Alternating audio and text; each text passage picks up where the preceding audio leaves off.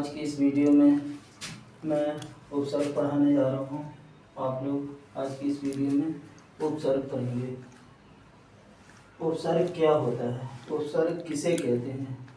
परिभाषा के हिसाब से तो उपसर्ग जो है ऐसे शब्दांश जो शब्दों के शुरुआत में जुड़कर उनके अर्थ को बदल देता है, उन शब्दों को उपसर्ग कहते हैं।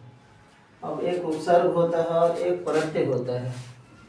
तो उपसर्ग और प्रत्यय में जो है अक्सर जो है जब बच्चे एग्जामिनेशन हॉल में जाते हैं, एग्ज़ाम में जाते हैं, तो उन्हें कन्फ्यूजन हो जाती है कि यार उपसर्ग जो है वो पहले लग कर के बनता है या शब्द के आखिर में लग कर के बनता है।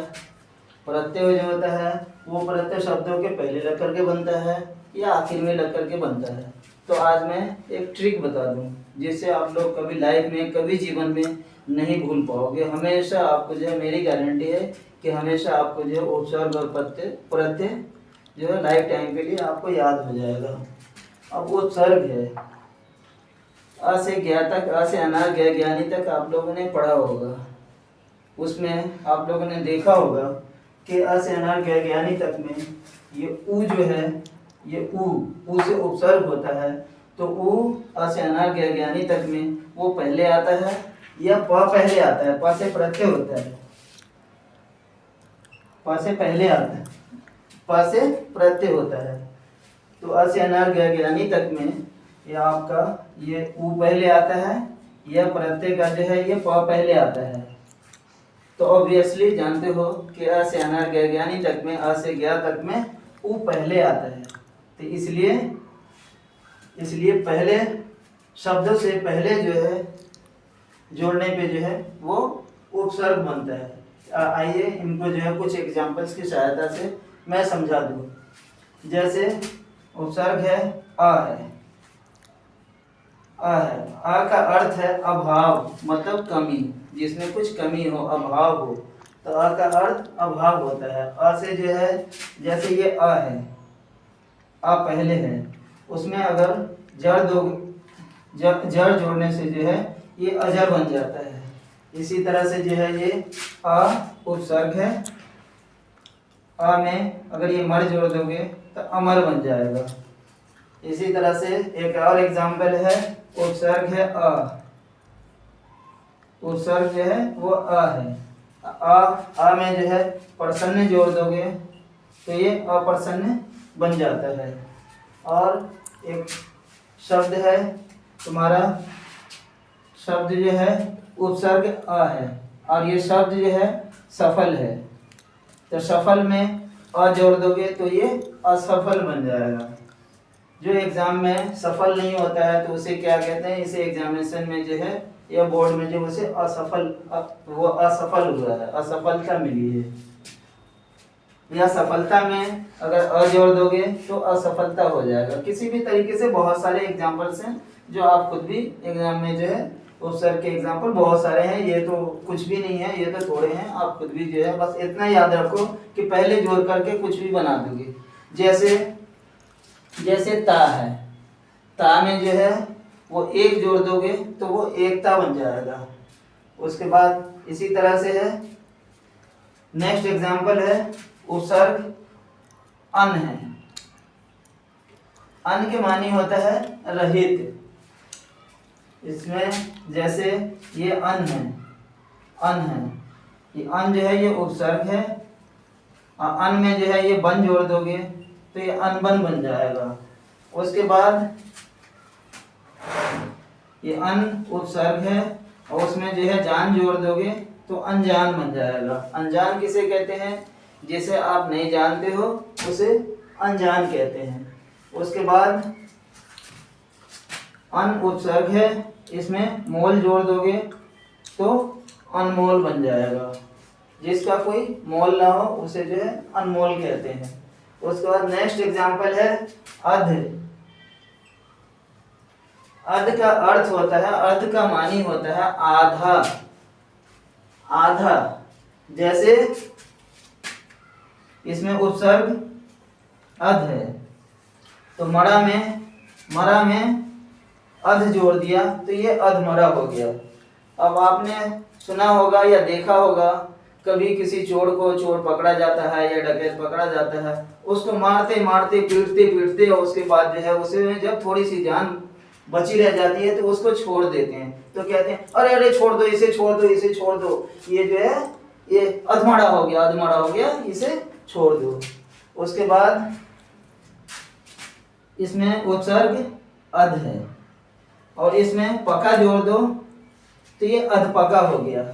जो आधा पका हुआ रहता है, जैसे पपीता हो गया, आम हो गया या कोई भी फल है, तो उसे जो आधा पका हुआ होता है, पूरी तरह से पका हुआ नहीं रहता है, तो उसे क्या कहते हैं? अधपका कहते हैं। उसके बाद इसमें उपसर्ग है अध, उसमें खिला जोड़ दो। खिला मतलब खिलना, उसमें खिला जोड़ दो तो क्या बन जाएगा? अधखिला। अब जैसे फूल है, फूल अगर वो कली है, पूरी तरह से खिला हुआ नहीं है, तो उसे क्या कहेंगे? ये अधखिला है, इसे अधखिला है। नेक्स्ट एग्जाम्पल है स। स का अर्थ है, स के मानी है साथ, स के मानी है साथ। अब रस में अगर स जोड़ दो तो ये सरस बन गया। इसी तरह से जो है स उपसर्ग है और स में अगर फल जोड़ दो तो सफल, कि वो एग्जाम में वो सफल हो गया, तो ये सफल बन गया। इस तरह से उपसर्ग है स है। स में बल जोड़ दो तो ये सबल हो गया।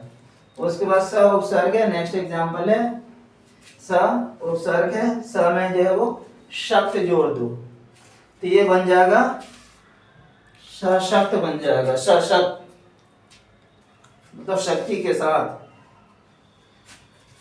उसके बाद नेक्स्ट उपसर्ग है भर।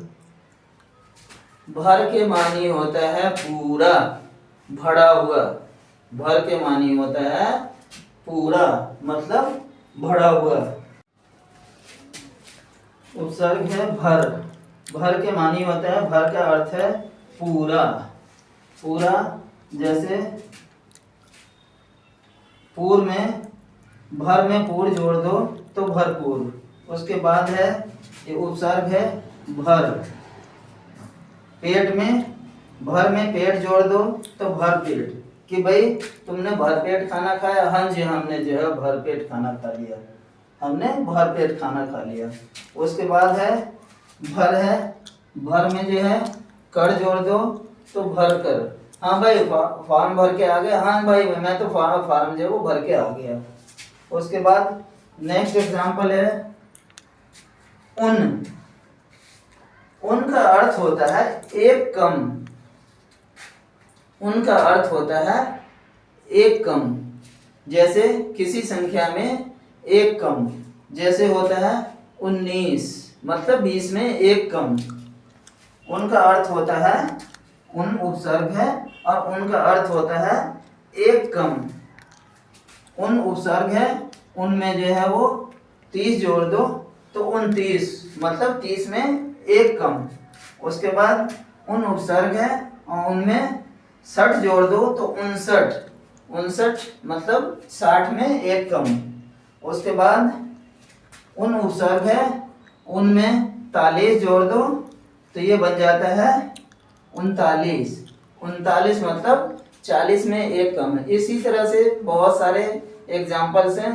जैसे 49 में, जैसे 49 जो है तो उन जोड़ दो तो 49, मतलब 50 में एक कम है। उसके बाद इसी तरह से जो है वो 69 है तो 69, जिसमें 70 में एक कम। मैं उम्मीद करता हूँ कि उपसर्ग क्लियर हो गया होगा, समझ में आ गया होगा।